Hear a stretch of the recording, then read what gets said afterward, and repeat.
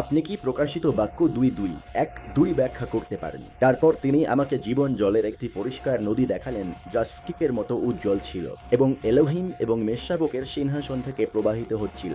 যেমন আমি বহুবার বলেছি, যেভাবে যাহুশুয়া তিনি বলেছিলেন, মন্দির ধ্বংস কর এবং আমি 3 দিনে এটি পুনরায় উঠাব। শেষটি হলো সিংহাসন বা সিন্দুক, সেই সিন্দুক যা মন্দিরের ভিতরে যায়, যেমন প্রথম এবং শেষ এক হতে যাচ্ছে, যেমন প্রকাশিত বাক্য 1:1-এ। যখন শেষটি পুনরুত্থিত হয় এবং ঊর্ধ্বগামী হয়, তখন মন্দিরের সিন্দুকটি দেখা যায় এবং তারপর যাহুশুয়া হলেন সেই মন্দির যেখানে যাহওয়ের উপস্থিতি থাকে। শেষটি হলো সিংহাসন যাহওয়ে এবং মেষশাবকের উপস্থিতি বিশ্রাম নেয়, যেমন শেষের 1:4:4:0:0:0 আধ্যাত্মিক সন্তানদের উপর দ্বিগুণ অংশ। পরিষ্কার নদীটি স্পষ্টতই জীবন জলের রুলাক, যা যাহুশুয়া থেকে আসে। হামাসিয়াজ বলেন, তারপর আমাকে জীবন জলের একটি পরিষ্কার নদী দেখালেন। সেই জীবন জলের কথা যাহুশুয়া সামারিয়ান মহিলার সাথে অন্য অধ্যায়ে বলেছিলেন, যা স্ফটিকের মতো উজ্জ্বল, যা যাহওয়ে এবং মেষশাবকের সিংহাসন থেকে প্রবাহিত হয়েছিল। একটি সিংহাসন দুইজনের জন্য দ্বিগুণ অংশের কারণে দ্বিগুণ ম্যান্টাল, যা জেশুয়া নামে পরিচিত এলিশা দ্বারা প্রতিনিধিত্ব করা হয়েছিল, যিনি যাহুর দ্বিগুণ অংশ গ্রহণ করেছিলেন, যা সিংহাসন থেকে প্রবাহিত হয়েছিল, কারণ জীবন জলের রুয়াক, যা যাহুশুয়ার তা শেষ ব্যক্তির মুখ দিয়ে বের হবে যিনি সিংহাসন। এটি এই কারণে যে তিনি পৃথিবীতে রাজত্ব করবেন এবং পিতার কণ্ঠস্বর হবেন সেই বার্তাবাহক, যিনি যাহওয়ে এবং মেষশাবকের সিংহাসন থেকে প্রবাহিত বাক্যটি শহরের রাস্তার মাঝখানে এবং নদীর এক পাশে এবং অন্য পাশে প্রচার করবেন। আবারও সবসময় যেমন হয়, প্রথম এবং শেষ ছিল জীবন বৃক্ষ, যা 1-2টি ফল উৎপন্ন করে। জীবন বৃক্ষ যা 1-2টি ফল উৎপন্ন করে, যেমন যাহুশুয়া, যিনি 1-2 জন শিষ্য ছিলেন। যাহুশুয়া হলেন জীবন বৃক্ষ, যিনি আমাদের বিশ্বাসের মাধ্যমে চিরন্তন জীবন দেওয়ার জন্য একটি কাঠের উপর ঝুলিয়ে দেওয়া হয়েছিলেন, যা 1-2 জন শিষ্য প্রেরিতদের মাধ্যমে প্রচারিত হয়েছিল।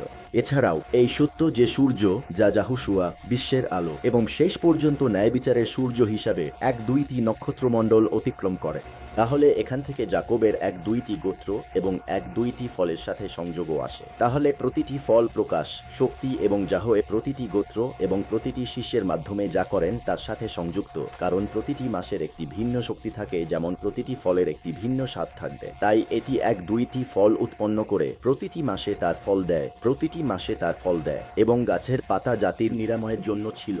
তাহলে চিরন্তন জীবনে জাতিসমূহ থাকবে, জাতিসমূহ এখনও বিদ্যমান থাকবে, কিন্তু সবাই একই শক্তিশালীকে উপাসনা করবে এবং সবকিছু কার্যকর হবে।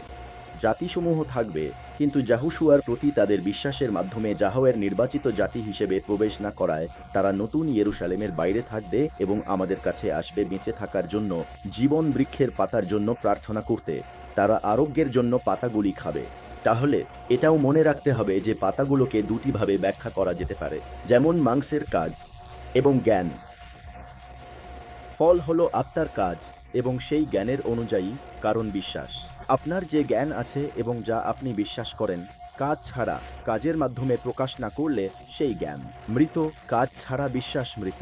তাহলে তারা জানতে আসবে কিভাবে তাদের কাজের মাধ্যমে, যা স্বর্গীয় থেকে কিছুটা দূরে থাকবে কারণ তারা এর রাজ্যের মধ্যে থাকবে না, বা তারা রাজ্যের অংশ হবে কারণ তারা শ্রদ্ধা জানাবে, কিন্তু আমি বলতে চাইছি তাদের কাজের মাধ্যমে নতুন ইয়েরুশালেমের অংশ হবে না।